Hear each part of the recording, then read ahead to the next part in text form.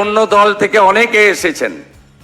এই আসার ক্ষেত্রে তিনটি কারণ মূলত আমার ব্যক্তিগত পর্যালোচনা।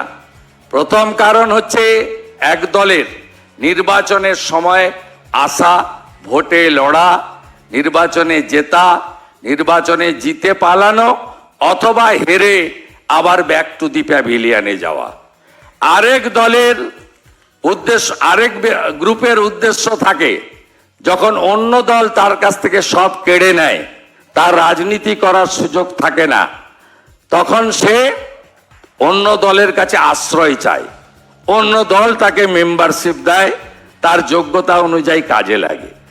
আরেকটা গ্রুপের মধ্যে থাকে নিজে দল ছাড়ে, সব পথ ছেড়ে দল ছাড়ে, কোনো কিছু না পাওয়ার উদ্দেশ্য না নিয়ে রাজনৈতিক দলের পরিবর্তন ঘটে। আমি মনে করি আমি সেই তৃতীয় গ্রুপে পড়ি। 5টা দপ্তর ছেড়ে, 3টে বড় ব্যাংকের চেয়ারম্যান ছেড়ে আমি ভারতীয় জনতা পার্টিতে এসেছি।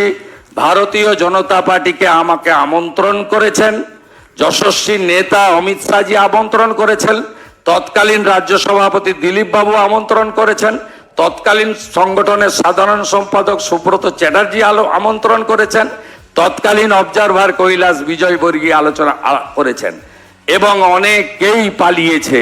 শুভেন্দু অধিকারী পালানোর লোক নয়। 11 সালের আগে আমার লক্ষ্য ছিল সিপিএম যাক, আমি সেই লক্ষ্য পূরণ করতে পেরেছি নন্দীগ্রামের সেই শহীদ পরিবারকে নিয়ে।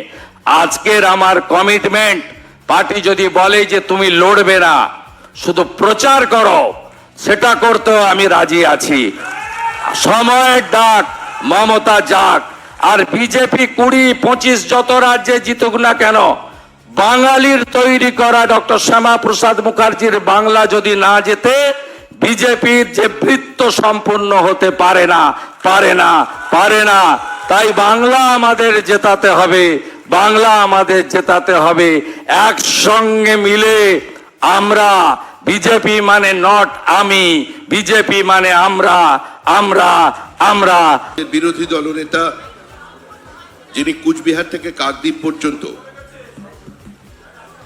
তৃণমূলের এই আগ্রাসনী রাজনীতির বিরুদ্ধে চোখে চোখ রেখে লড়াই করেছেন এবং আমার আগে তার বক্তৃতায় তিনি বলেছেন তিনি দপ্তর ছেড়ে এসেছেন, তিনি আমন্ত্রণে এসেছেন, এগুলো সবই অতীত। আমি আমার অনুজ প্রতিমের কাছে আহ্বান করব বা আবেদন করব যে ভবিষ্যতের কোনো মিটিংয়ে তিনি এটা বলবেন না, কারণ তিনি বিজেপিতে সম্পৃক্ত হয়ে গেছেন।